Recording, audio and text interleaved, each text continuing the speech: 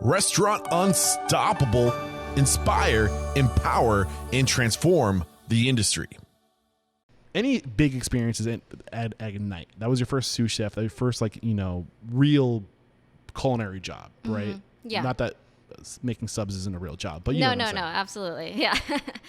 I learned a lot about things that I would never want to do. I'm a big believer in moving around and having new jobs in this industry. I'm not saying, get a new job every 6 months.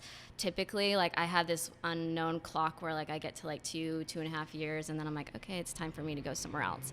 And I believe in that because no matter where you go, no matter how shitty the job might be or how good and it's taught you all these things, you're learning something. You're learning whether you would ever do that again or it's made you a better person or whatever. What are the things you would never do again that you were doing earlier on in your career?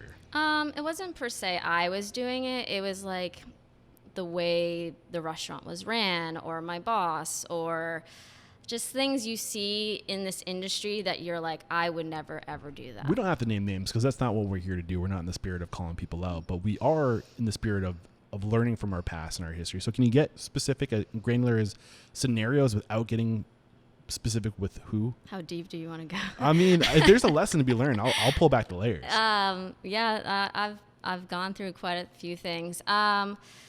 Just to touch base on the whole being a woman in this industry, and I'm also a very petite person. I'm only 5 feet tall. I'm 100 pounds soaking wet.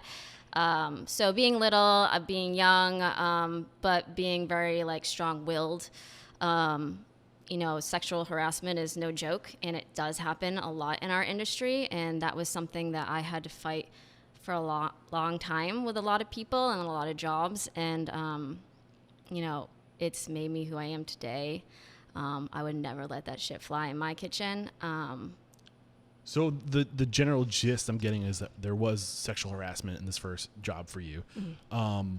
And I mean, what do we do to prevent that? I mean, maybe again, we can shelf some of this for later, but what is the culture what have you learned today that you do differently to make sure that doesn't happen? It's just as being a boss or an owner or a manager or chef, it's creating the environment for your employees to be in and to be happy in and feel safe in, want to come to work is a huge part of it.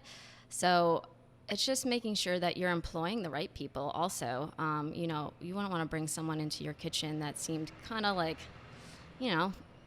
weird or could do something like that. I would never want to employ someone like that. And everyone has their, downfalls, but sexual harassment or rape or whatever obviously is not even.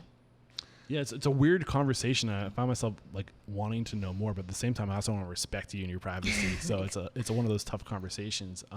Was it a physical harassment, or was it just words, or did somebody try to It was physical. Okay. And it wasn't the only job either. Yeah. Actually, that was part of my externship, and that's why I had to leave. What was it about? Or what is it about this industry, or what was it about this industry? Because I do think we're making progress in this article, for sure. This was well over a decade ago. Yeah. What was with the culture of the industry then that made this okay? It's kind of touching on saying having delinquents around. We're all people that have come from different parts of life, and some people are still kind of in that part of their lives. Drugs are huge in this industry.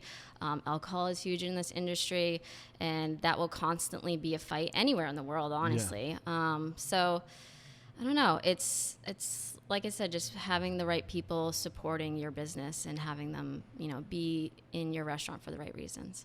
I think we can probably shelf it from there, but I do think we can probably unpackage a little bit more later, because as I like to spend some time talking about where we are now and what the future should look like. So I think that's a good conversation to have later.